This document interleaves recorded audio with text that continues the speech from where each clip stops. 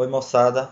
Vamos começar agora a nossa primeira aula, que nós vamos estudar um pouco sobre os ritmos biológicos e o som. Então, inicialmente eu quero contextualizar o desenvolvimento e a origem da ritmicidade biológica nos seres vivos. A gente vive nesse mundo, nós podemos ver fotografia aí na tela. Um planeta, obviamente, de uma forma aproximadamente esférica, localizado num sistema solar e que esse Sol é a nossa fonte de calor, de luz, de energia. Tá?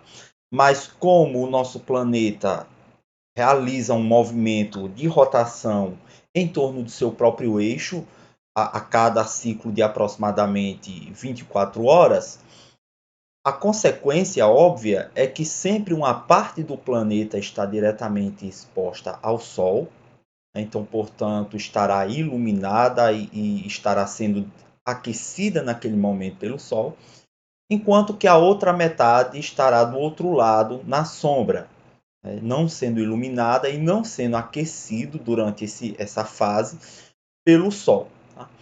É o que a gente chama, aqui no nosso planeta Terra, de dia e noite.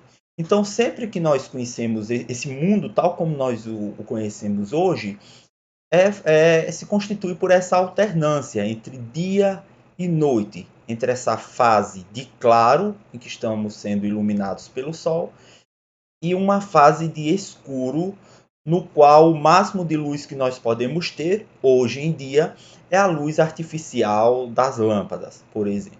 Tá?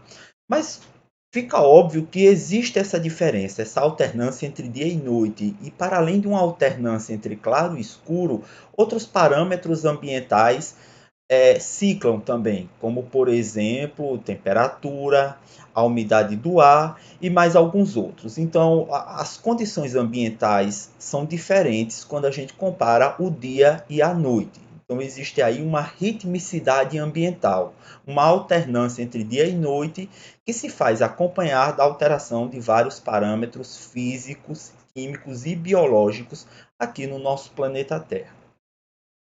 Como consequência disso, a vida que evoluiu e vem evoluindo nesse planeta teve que desenvolver adaptações para acompanhar e melhor se adaptar a esse planeta que é variável, a esse planeta cujas condições ambientais ciclam. De forma que nós, animais, também apresentamos ritmicidade. Se a gente for observar, por exemplo, os animais que a gente conhece, a gente vai observar que vários deles apresentam uma fase de atividade, ou seja, em cada ciclo de 24 horas tem alguns horários que eles estão em atividade, estão acordados, estão realizando suas atividades típicas de sobrevivência, de reprodução. Enquanto existe uma outra fase em que esses animais estão em repouso. Em alguns casos a gente diz que eles estão dormindo, que é o nosso caso também. A gente vê também que esses animais têm características, aspectos diferentes na forma como eles distribuem suas atividades, o seu repouso ao longo do ciclo de 24 horas. Existem animais que estão em atividade durante o dia, durante a fase de claro, como por exemplo o sagui, e esse também é o nosso caso, de nós humanos. E existem outros animais que estão em atividade durante a fase de escuro, durante a noite, como por exemplo o morcego. O morcego ele está em atividade à noite e ele repousa, ele dorme durante o dia. É o inverso do que nós, humanos, os saguis e outros animais fazemos. Tá?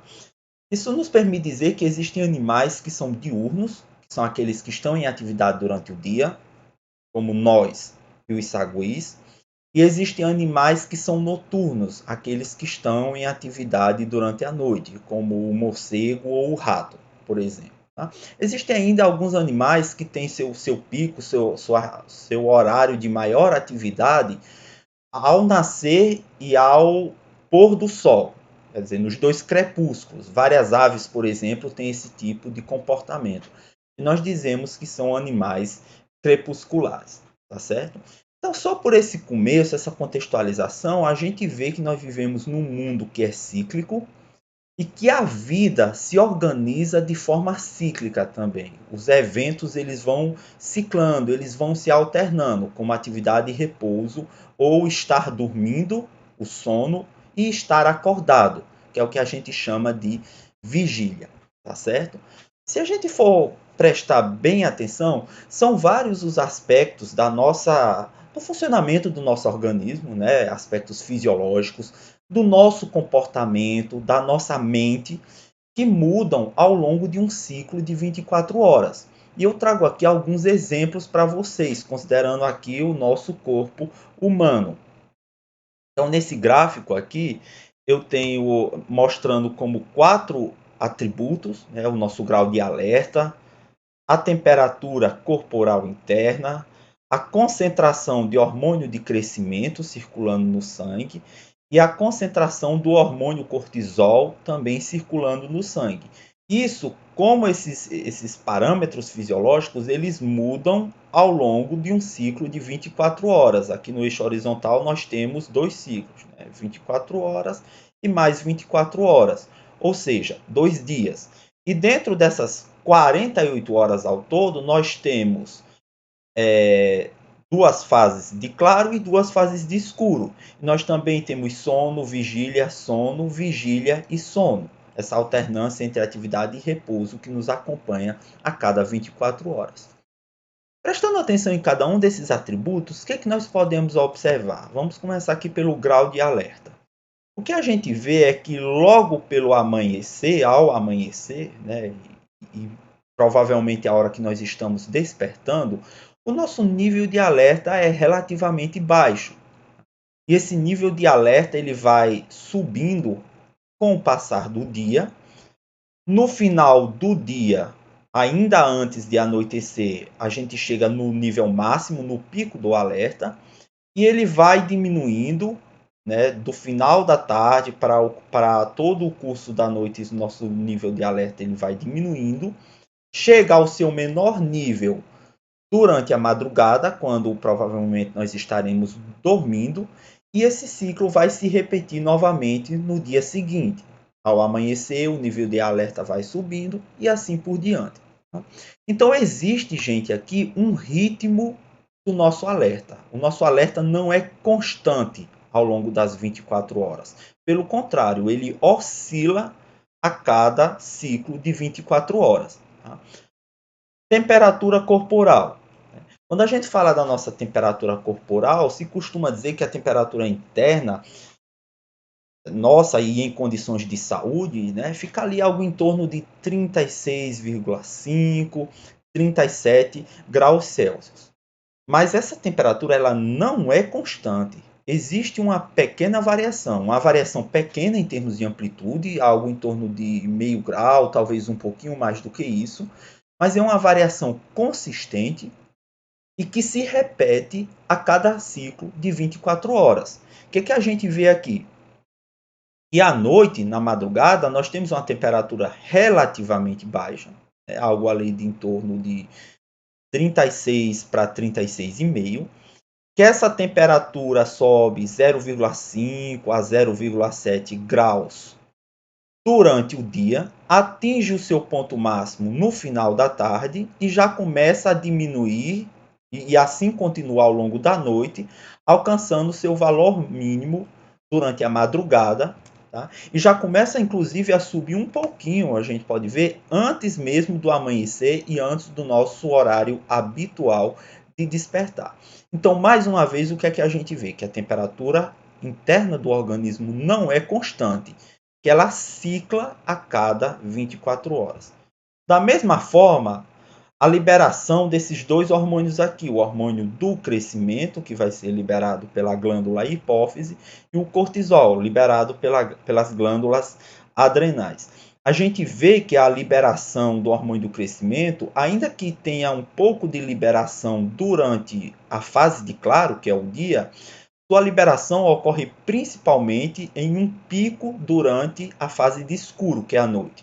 Então você tem pouca liberação durante o dia, muita liberação durante a noite, pouca liberação durante o dia, muita liberação durante a noite e assim por diante. Cortisol, o que a gente observa? que os níveis de cortisol eles são relativamente altos no começo do dia, na parte da manhã, né? Que a partir da tarde esses níveis eles começam a diminuir, portanto diminuindo o grau de responsividade, de estresse do corpo.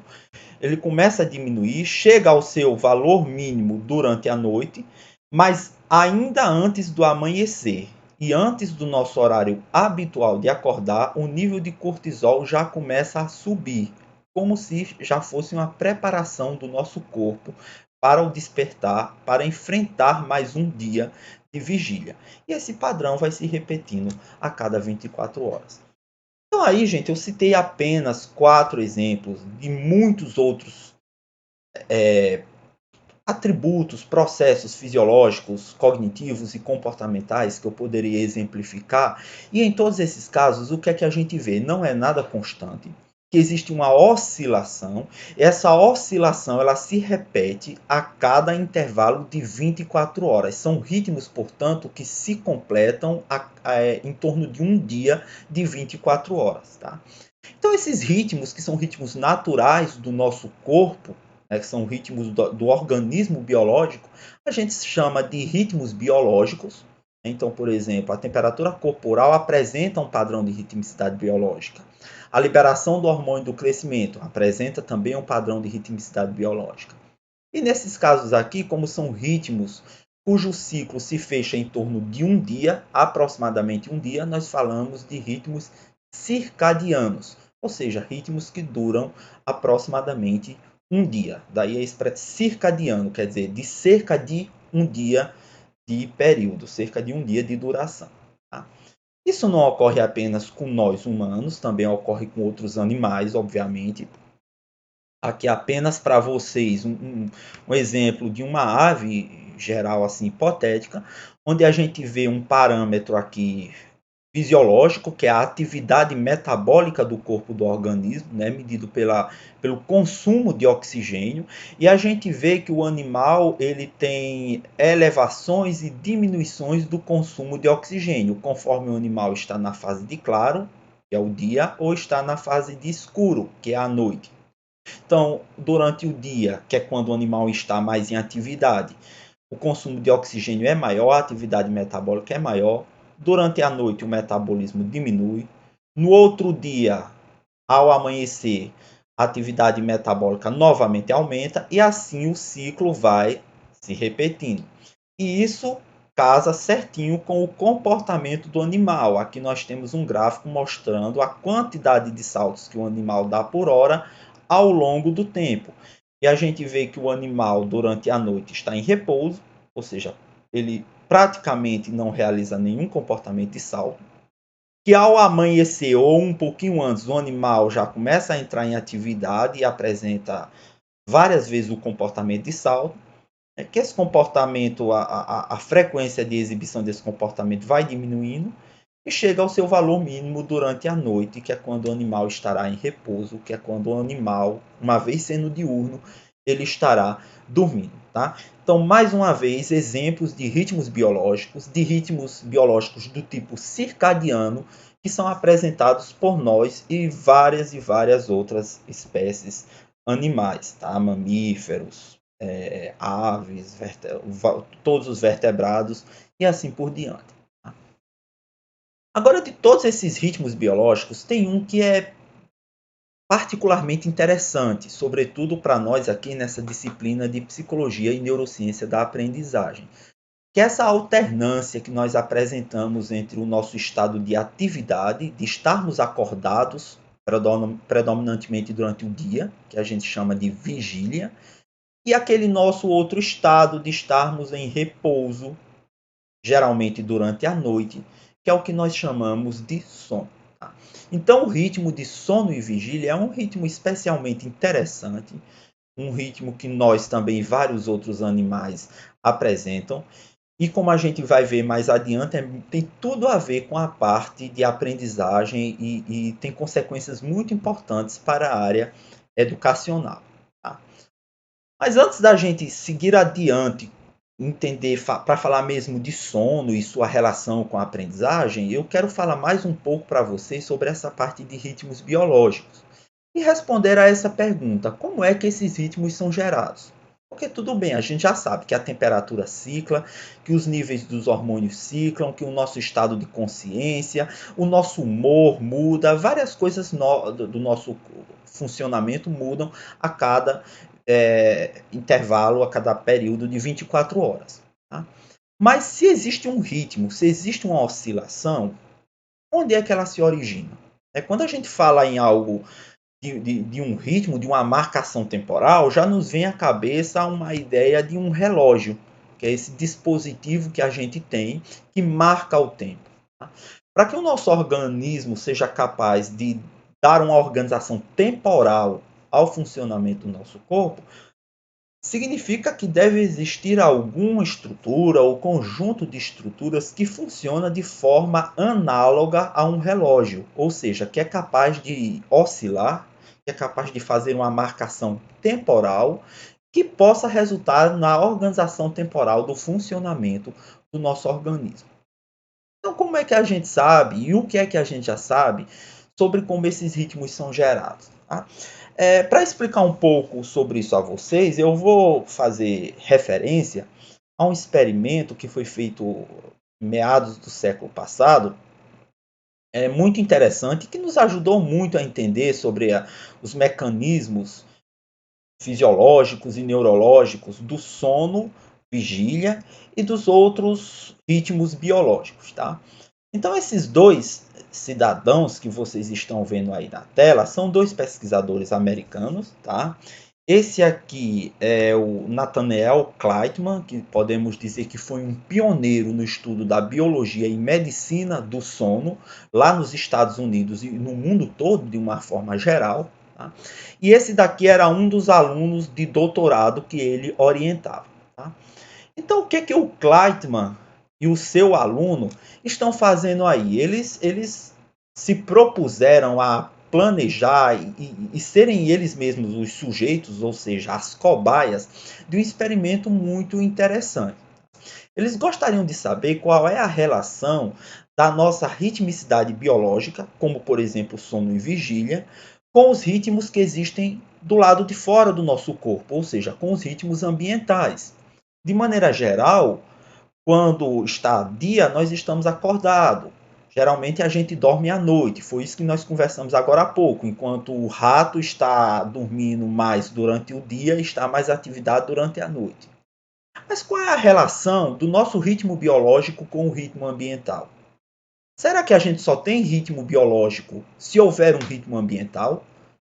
Se a gente vivesse numa condição de claro constante, de escuro constante, se a gente vivesse em um mundo diferente, que não existisse essa alternância entre dia e noite, a gente continuaria tendo essa alternância entre acordar e dormir, esse ritmo de sono e vigília? São algumas perguntas oportunas que esses e vários outros pesquisadores no passado já fizeram e planejaram e colocaram em prática protocolos que pudessem nos trazer algum esclarecimento a respeito. Pois o Nathaniel Kleitman e o seu aluno foram passar, gente, uma temporada dentro de uma caverna lá no estado, se não me engano, no estado de Utah, lá nos Estados Unidos. Então eles entraram lá na caverna e lá dentro eles viviam em uma condição constante ou aproximadamente constante. Tá? Lá dentro eles não existia dia nem noite, porque essas variações que se acompanham como dia e noite, como claro e escuro, aumento e diminuição da temperatura, não repercutiam lá dentro da caverna. Então, lá dentro, eles estavam numa condição, eles montaram lá, né, todo o seu aparato, havia uma pequena iluminação, né, para que eles pudessem caminhar pelo ambiente, utilizar os equipamentos, mas era constante, tá? A temperatura era constante ou aproximadamente constante. Não existia uma rotina comportamental qualquer que delimitasse horas do dia, então não existia café da manhã, almoço e janta, tá? Eles faziam refeições semelhantes a cada tempo, por exemplo, uma refeição a cada 3 horas, todas semelhantes entre si. Não existia nada né, que se pudesse perceber do ambiente ou da organização deles, que refletisse uma ritmicidade ambiental. Tá? Então, ali dentro daquela caverna, eles estavam no que a gente chama de uma condição constante. Tanto fazia a hora que era, para eles lá dentro nada mudava. Né? Nós vemos aqui as duas camas um pouco suspensas aqui. Aqui tem uma mesa, né? Tem uma cadeira, tem um deles que aparentemente está sentado aqui, alguns equipamentos, né? Tem que ter todo alimentação, itens de sobrevivência, material de pesquisa. Enfim, eles ficaram, salvo engano, mais de 20 dias aí nessa condição constante. Enquanto isso, eles registraram seus próprios ritmos biológicos, a começar pelo sono e vigília. Como foi que ficou o sono deles? Né? Eles continuaram dormindo? Continuaram dormindo da mesma forma? Os horários de dormir e despertar continuaram os mesmos? O que mudou? Então eles gostariam de entender melhor isso daí. Tá? Aqui a gente vê, né, o estudante de doutorado dormindo, aqui o professor Nathaniel Kleitman operando algum equipamento, possivelmente fazendo algum registro fisiológico, enquanto seu aluno barra colega barra cobaia dormia, né?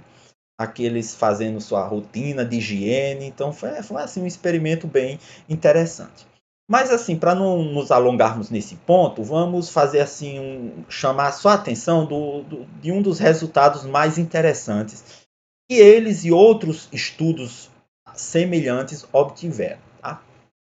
Então, vamos tentar aqui responder, pelo menos, é a questão de como é que ficou o ritmo de sono e vigília. A questão dos horários de dormir e dos horários de acordar. Tá? Então, o que é que nós temos aqui nesse gráfico? Nós temos um gráfico aqui que no eixo horizontal tá, é a passagem do tempo. Tá? Aqui a gente tem 2 ciclos de 24 horas, então meia-noite, meio-dia, meia-noite, completa aqui 24 horas, não é verdade? E depois mais até a outra meia-noite, outro ciclo de 24 horas. E aqui nós temos os dias seguidos, né, em que a pessoa participou de todo o experimento. O que é que está sendo registrado aqui? São os horários que a pessoa estava dormindo ou estava acordada. Quando a linha está aqui contínua, significa que a pessoa estava dormindo. E quando a linha está tracejada, significa o estado de vigília, ou seja, que a pessoa estava acordada. Então, por esse tipo de gráfico, nós conseguimos perceber, né, se havia um tempo que a pessoa passou dormindo e um tempo que a pessoa passou acordada. E podemos ver os horários de início de sono, do fim do sono, do início da vigília e do fim da vigília. Tá? E esse registro, gente, nós temos aqui primeiro, né, em situação natural, que é essa situação que todos nós estamos, dispostos aos ritmos do ambiente, ao ciclo claro e escuro do Sol. Tá? Aqui, né, todo esse trecho aqui, a situação de isolamento, como lá no caso da caverna, em que a pessoa está exposta a condições ambientais constantes. E, por fim, o retorno à situação natural, retorno aqui ao mundo normal de fora, em que nós voltamos a estar expostos aos ritmos ambientais. Tá? Então, vamos ver aqui o registro. O que a gente vê? É que quando a pessoa está na situação natural, ela tem sua fase de sono e sua fase de vigília. Né? A gente vê que passa mais tempo acordado do que dormindo. A gente vê que a pessoa vai dormir e acorda aproximadamente no mesmo horário. Não é nada muito fixo nem muito rígido, mas também não existe nenhuma grande variação. Quando a pessoa passou para a situação de isolamento, o que é interessante? Primeiro de tudo, a pessoa continua apresentando a alternância entre sono e vigília. Então vemos aqui, olha, a pessoa dormindo, depois acordada, depois dormindo, depois acordada. Então o ritmo sono-vigília, ele continuou, mesmo estando na pessoa numa situação de isolamento. Agora, o que a gente consegue observar de estranho, de atípico aqui, gente? Vocês conseguem perceber que essa pessoa ela está indo dormir consequentemente, também está acordando cada dia que passa um pouco mais tarde? né? Porque aqui, olha, é a marcação do tempo no eixo horizontal, né? Então a pessoa ela foi dormir nesse horário, no outro dia já um pouco mais tarde, no outro dia um pouquinho mais tarde, 20 minutos mais tarde, meia hora mais tarde e sempre também acordando mais tarde. Como a pessoa ia dormir mais tarde, acordava mais tarde, no outro dia já ia dormir mais tarde ainda, porque a cada ciclo que se completava, você ia adicionando aí uns 20 minutos, meia hora de atraso. E qual foi a consequência que se viu ao longo do tempo? Que o ritmo de sono e vigília, apesar de ser mantido, ele foi atrasando cada vez mais, tá certo? Então, se a pessoa acordava de 7 horas, depois ela passou a acordar de 7h20, depois de 7h40, depois de 8 horas, e assim continuar atrasando. Tá? Então, o que a gente pôde observar?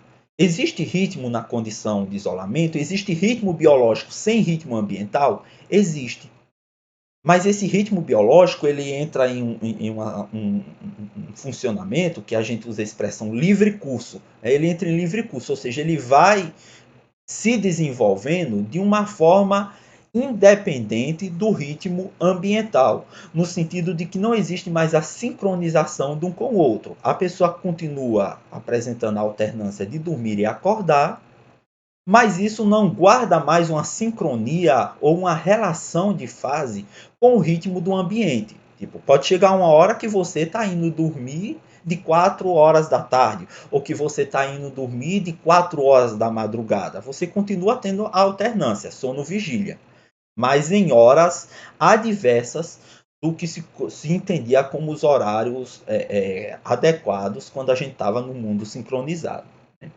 Aí a pessoa, gente, olha, ela volta para o mundo normal, que é esse mundo nosso aqui, essa situação natural em que você está exposto ao ciclo claro e escuro do ambiente, e a pessoa volta a apresentar uma ritmicidade bem sincronizada ao ritmo ambiental. Né? A pessoa volta a ir dormir e acordar mais ou menos nos mesmos horários.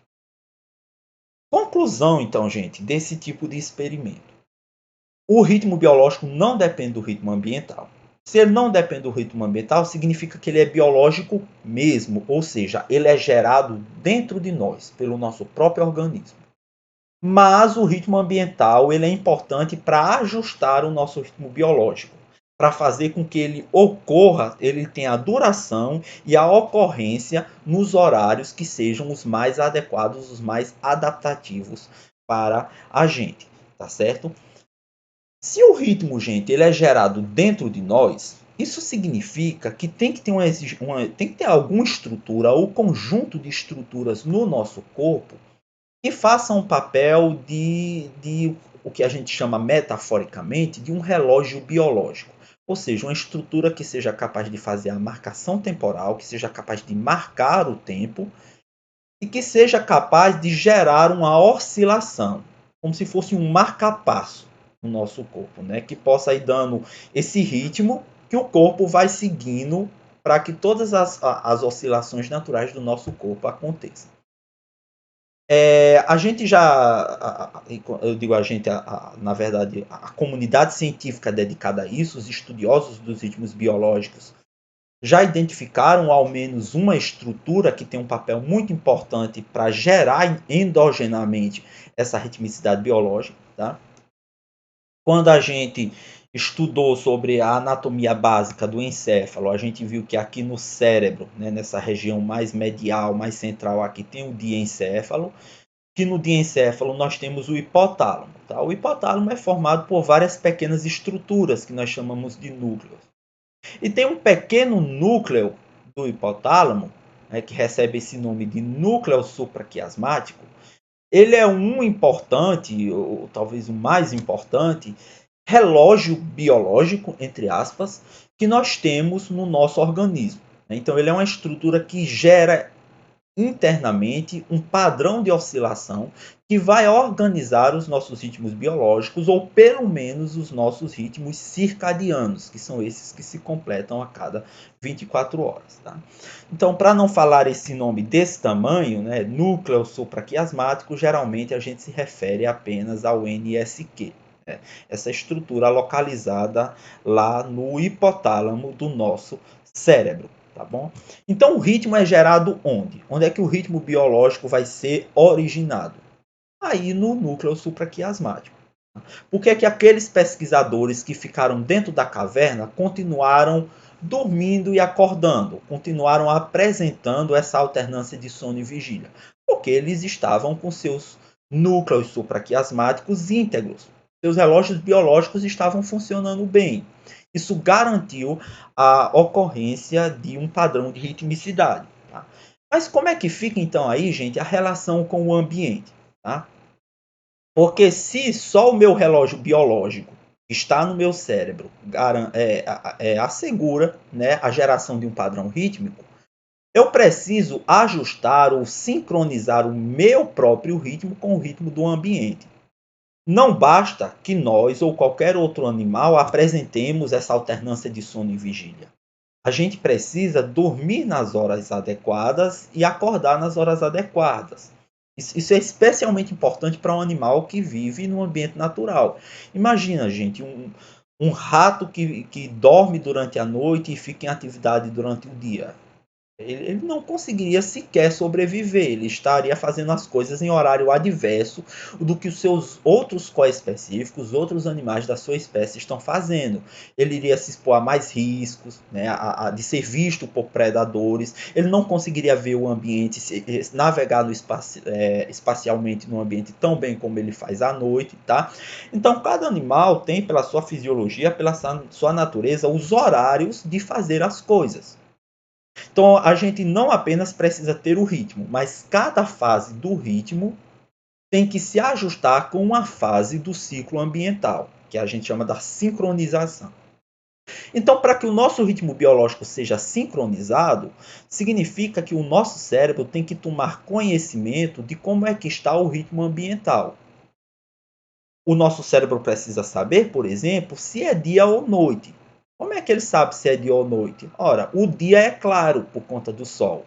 A noite é escura. No máximo, nós vamos ter uma luz fraca da lua. E, claro, mais recentemente a gente tem a questão da luz artificial, que, como nós vamos discutir um pouco mais à frente, bagunça muita coisa.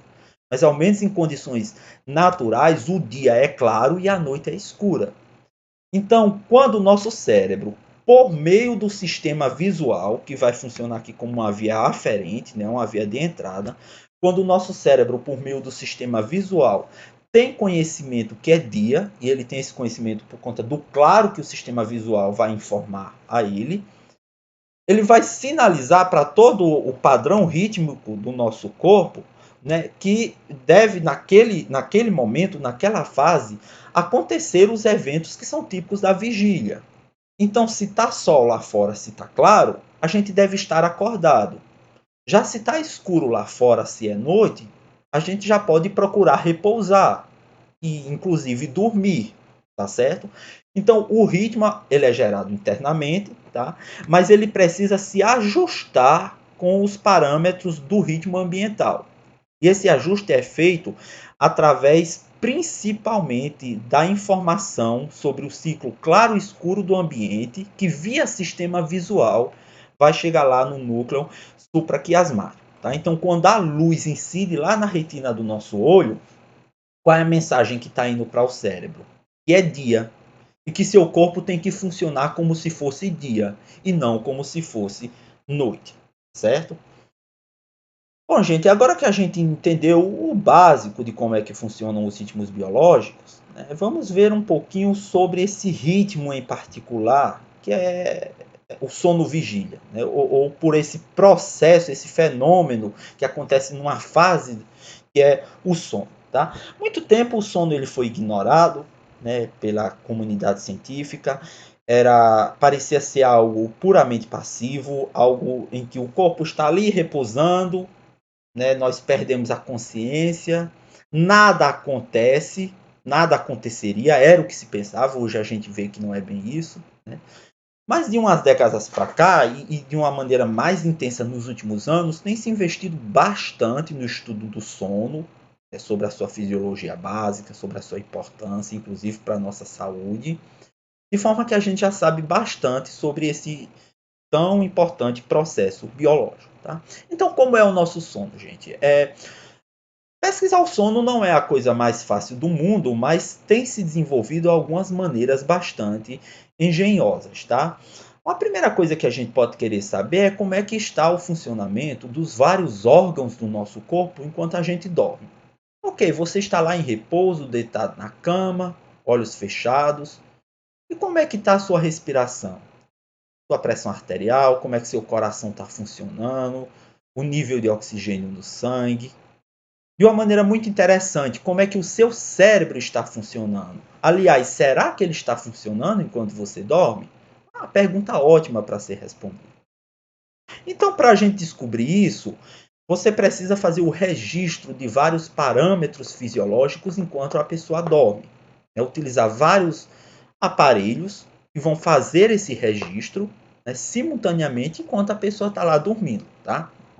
Esse tipo de registro nós chamamos de polissonografia, né? Grafia, registro, sono, sono, e poli porque são múltiplos aspectos, múltiplos parâmetros que vão ser registrados. Tá? A polissonografia tanto pode ser utilizada no contexto científico para pesquisar sobre o sono, né? No caso faz parte de um experimento, quanto no contexto clínico. Pode ser utilizado, por exemplo, por médicos, fisioterapeutas, enfim, profissionais de saúde, para investigar a saúde e possíveis doenças que nós possamos ter relacionadas ao sono. Tá? Mas pensando aqui na polissonografia como um experimento, então é uma oportunidade que a gente tem de conhecer mais e cada vez melhor sobre o que acontece no nosso corpo enquanto a gente está ali dormindo, tá bom? Então, na polissonografia são vários parâmetros que são registrados. A gente tem que colocar, por exemplo, uma cânula aqui próxima ao nariz para registrar a respiração da pessoa. Muitas vezes coloca-se uma cinta no tórax para ver também o movimento torácico que acompanha e que gera, na verdade, a respiração. A gente precisa também registrar, pode colocar aqui um microfone aqui no pescoço para ver se a pessoa ronca. Pode colocar aqui eletrodos aqui no tórax para registrar a atividade elétrica do coração, ou seja, fazer um eletrocardiograma. Pode colocar um sensor do grau da concentração de oxigênio no sangue. Eletrodos, isso aqui é muito importante, eletrodos sobre a cabeça para registrar a atividade elétrica do cérebro, que é o eletroencefalograma. É muito importante a gente saber se e como o cérebro está funcionando enquanto a pessoa dorme. Né? Eletrodos próximos aos olhos, eletrodos em vários músculos para ver se essas estruturas estão funcionando. Enfim, gente, existem várias configurações que podem ser feitas com mais ou menos sensores, todos com o objetivo de registrar o funcionamento do corpo do indivíduo enquanto ele dorme, tá certo? Quero dar destaque aqui, de uma maneira muito especial, ao eletroencefalograma, que é o registro da atividade elétrica do cérebro, que nos permite saber se as várias regiões cerebrais estão funcionando, inclusive se elas estão funcionando mais ou menos, quer dizer, se o cérebro está mais em repouso ou se ele está mais em atividade. Tá? Então, gente, aqui é uma fotografia que eu trago. Essa fotografia deve ter uns 7, 8 anos aproximadamente, do tempo que eu ainda estava no mestrado, lá no laboratório de sono da Universidade Federal do Rio Grande do Norte, em Natal, onde se pode ser feito um registro de polissonografia. Veja que o laboratório de sono é uma mistura de laboratório com quarto de dormir. É um quarto de dormir porque tem cama, é um ambiente que seja confortável para dormir e tudo mais, mas é um laboratório porque tem os equipamentos que são necessários para fazer os registros fisiológicos. Tá?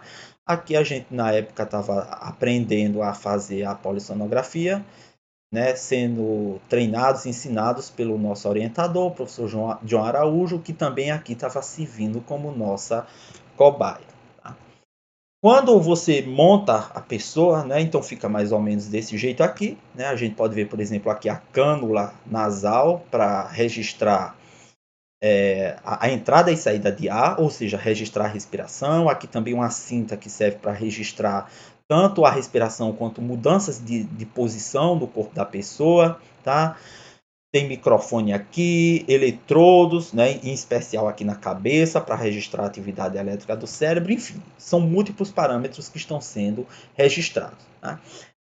Como vocês podem supor, essa parafernália toda, ela pode ser um pouco desconfortável, mas também não é nada assim doloroso, nada que possa impedir de todo a pessoa dormir, né? Pelo menos, se não na primeira vez, na segunda noite, a pessoa já consegue dormir, ou se você quiser fazer isso durante o dia, enquanto a pessoa faz um cochilo, também dá certo, tá? Então vamos ver aqui, pessoal, o que é que se observa quando a pessoa vai dormir, né? Então a pessoa colocou os aparelhos, tudo, deixa a pessoa sozinha lá no quarto, fecha a porta, apaga a luz, ficamos na outra sala um computador observando o registro. E a primeira coisa que a gente vai querer olhar aqui é o registro do eletroencefalograma, ou seja, vamos ver como é que o cérebro ele está funcionando, tá? Quando a pessoa ela está acordada, a gente vê isso daqui, ó. A gente vê que o cérebro da pessoa, a gente vê esse registro que ele tem uma baixa amplitude e tem uma alta frequência, são ondas bem rápidas. O que nos diz que o córtex do cérebro está bem ativo e que, portanto, a pessoa está em vigília, ela está acordada. De repente, a pessoa vai adormecendo, né? E a gente vê que as ondas da atividade cerebral elas se tornam mais lentas, vê que a frequência aqui da oscilação ela vai diminuindo, né? Os picos vão ficando mais espaçados. Tá? Esse padrão ele vai se intensificando, tá? Cada vez as ondas elas vão ficando mais lentas, né? Assim como também as ondas, além do registro ficar mais lento, as ondas elas vão adquirindo cada vez uma maior amplitude. Tá? Então, quando a gente vê o traçado eletroencefalográfico com esse padrão de diminuição de frequência e aumento da amplitude, significa que a pessoa está dormindo e que cada vez mais ela está em um sono mais profundo. Tá? Então, assim que a pessoa adormece, a gente vê mais ou menos isso. Tá? Uns 10 minutos depois, nós já vamos ver algo dessa forma, a pessoa já está num sono um pouquinho mais profundo. E lá, mais ou menos meia hora, né, 40 minutos depois, nós vamos ver esse padrão aqui, uma atividade bem lenta do cérebro, o cérebro bastante em repouso, o que significa um sono profundo. Tá? De repente, pessoal, algo bastante estranho acontece. A atividade do córtex, ela retorna. Então, a gente vê no eletroencefalograma, novamente, ondas de baixa amplitude e de alta frequência. Vejam que aqui é semelhante ao quando a pessoa estava acordada. Se você olha para esse traçado aí, você diz, não, a pessoa deve ter acordado. Porque o córtex do cérebro dela voltou a muita atividade. Da mesma forma de quando ela estava acordada. Mas, gente, quando você vai lá, você pode abrir a porta silenciosamente, olhar lá, e a pessoa continua dormindo. Que negócio estranho é esse? A pessoa está dormindo, mas o cérebro está tão ativo como se ela estivesse acordada, ainda que a pessoa está lá, paradinha, olhos fechados, né, dormindo. Certo? Então esse estado aí, vou chamar aqui esse sono estranho, esse sono paradoxal aí, vai durar aí de 5 a 10 minutos. Né? Depois a pessoa volta para esse outro estado de sono aqui, em que o cérebro está em repouso. E esses dois tipos de sono eles ficam se alternando durante a noite. Tá? Então esse evento é tão esquisito que essas alterações que acontecem no nosso cérebro enquanto a gente dorme, que merece a gente olhar para outros parâmetros fisiológicos para entender realmente o que é que está acontecendo. Tá? Então aqui nós temos uma representação do que é que acontece, não apenas no cérebro, que é o EEG, né, o eletroencefalograma, mas também nos nossos olhos. Aqui eu tenho um registro do EOG, ou seja, eletrooculograma, e também o registro dos nossos músculos, EMG, eletromiograma, para saber se existe algum tipo de de movimento, de contração muscular, tá certo? Então, inicialmente, quando a pessoa está acordada, tá aqui, olha, cérebro ativo, tá certo? A gente vê alguns movimentos dos olhos, natural, a gente está acordado, estamos observando o ambiente, assim como também vemos os episódios, os momentos de contração muscular, que são os movimentos do nosso corpo que a gente realiza quando a gente está acordado, né?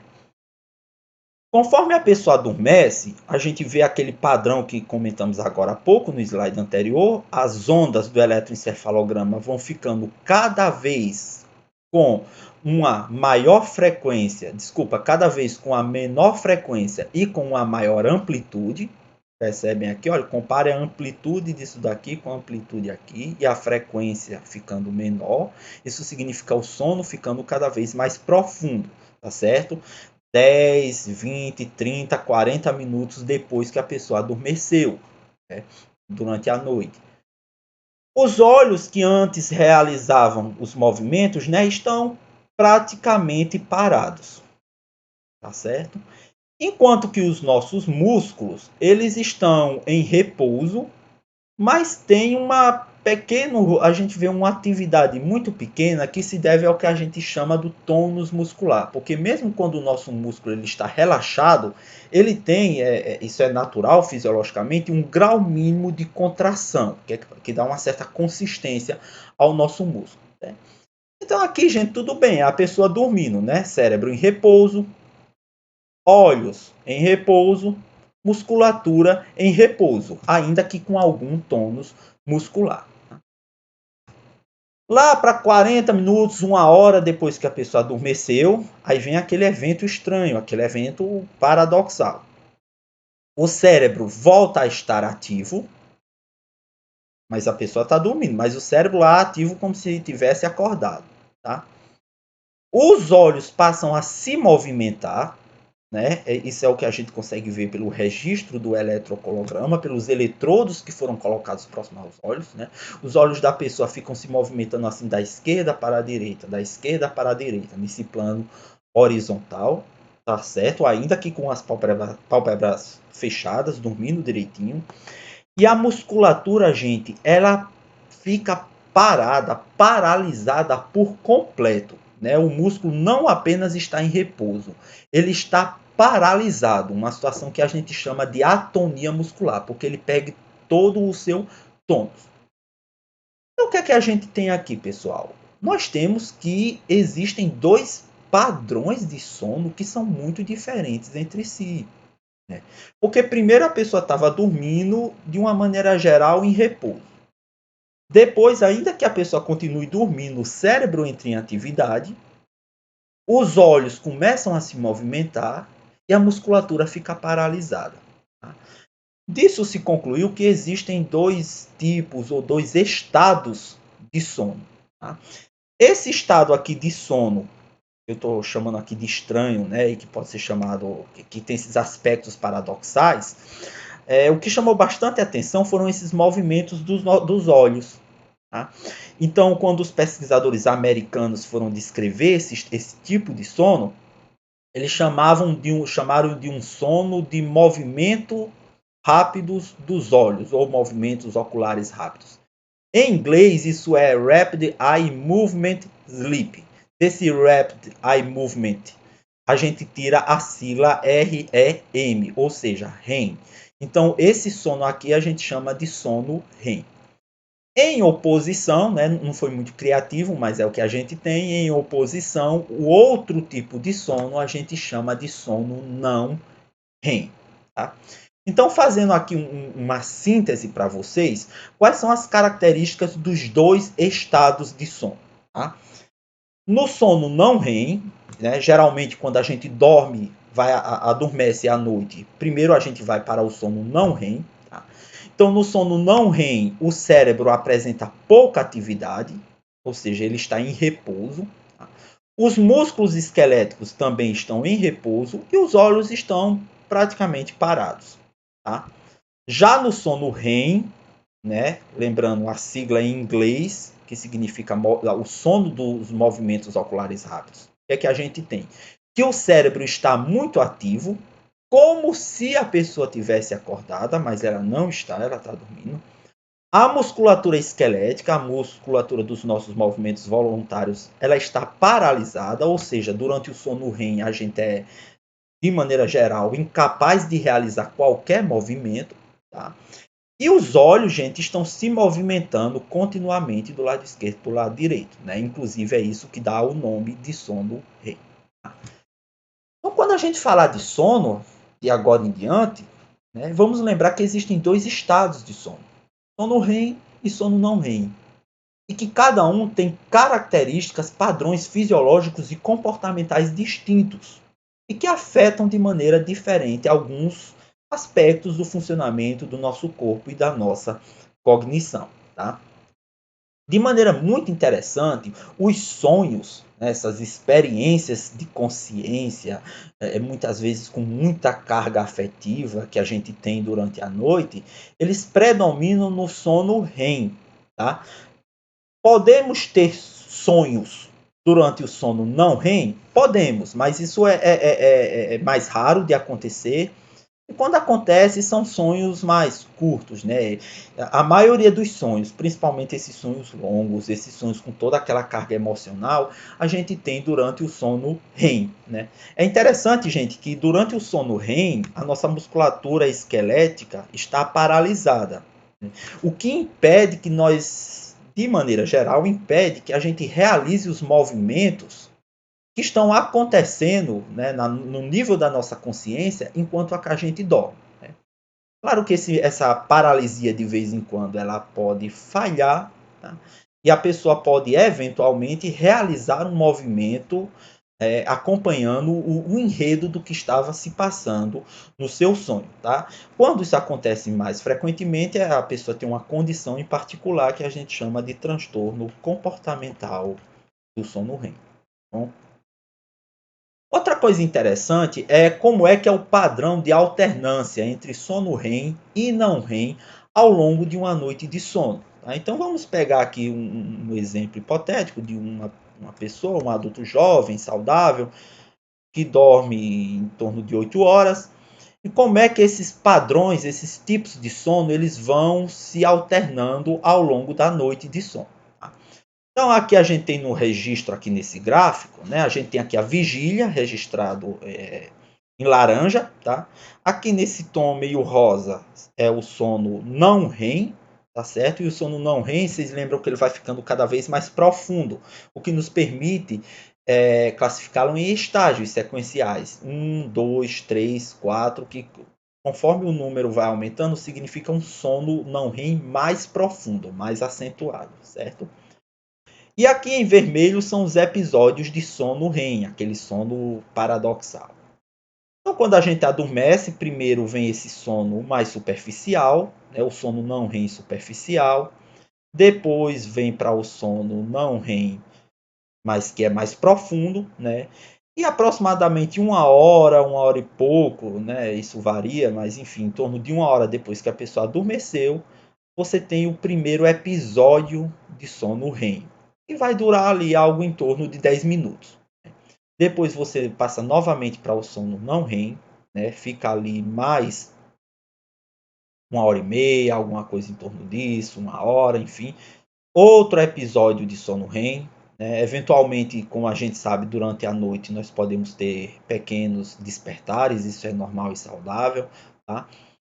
E a gente vê que ficam se alternando, né? Sono REM, não REM, sono REM, sono não REM, e assim vai até de manhã, quando a pessoa acordar e for iniciar seu dia de vigília, tá certo? Prestem atenção aqui que a proporção da duração dos dois tipos de sono vai mudando ao longo da noite. No começo, os episódios de não REM são longos e os de REM são curtos. Já no final do sono, perto do despertar, se inverte. Os episódios de não REM são mais curtos e os episódios de REM passam a ser mais longos, tá? Então a gente tem uma mudança nessa arquitetura do sono, conforme as horas vão passando que a gente dorme. De maneira que, na primeira metade do sono predomina o sono não REM, E na segunda metade do sono, ou pelo menos no terço final do sono, predomina o sono REM. Então, se perguntar, por exemplo, a gente sonha mais na primeira metade do sono ou na segunda metade do sono? Na segunda metade do sono, porque é quando predomina o sono REM, certo? Bom, gente, tem muita coisa mais aí ainda a gente para falar sobre sono. E de uma maneira muito importante aqui para a gente, qual a relação do sono com a aprendizagem? Por que é que a gente está trazendo aqui o sono no contexto de uma disciplina de psicologia e neurociência da aprendizagem, tá? Mas para não me alongar mais nessa aula, eu vou parar por aqui, tá certo? E a gente continua esse assunto na próxima aula. Por enquanto, o que eu desejo a vocês é um bom descanso e que todos possam dormir bem. Um abraço.